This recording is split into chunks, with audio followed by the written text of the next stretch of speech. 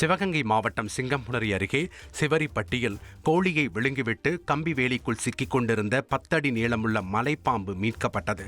குடியிருப்பு பகுதிக்குள் நுழைந்த இந்த மலைப்பாம்பு கம்பி வேலியில் சிக்கிய நிலையில் தீயணைப்பு வீரர்களால் கம்பி வேலியை துண்டித்து பத்திரமாக மீட்கப்பட்டு பின்பு வனத்துறை மூலம் வனப்பகுதிக்குள் விடப்பட்டது.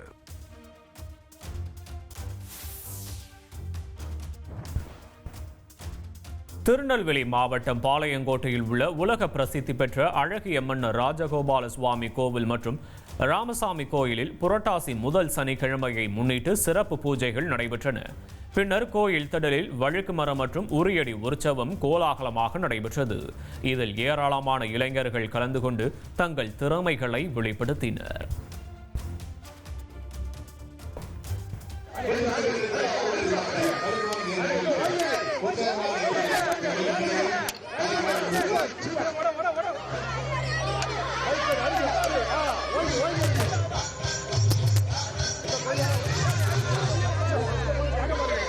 ட்ரெண்ட ஃப்ரெண்ட் ஆக்கிக்கோங்க. தந்தி டிவியின் சப்ஸ்கிரைபர்ஸ் அண்ட் ஃபாலோவர்ஸ் குடும்பத்துல நீங்களும் இணையுங்க.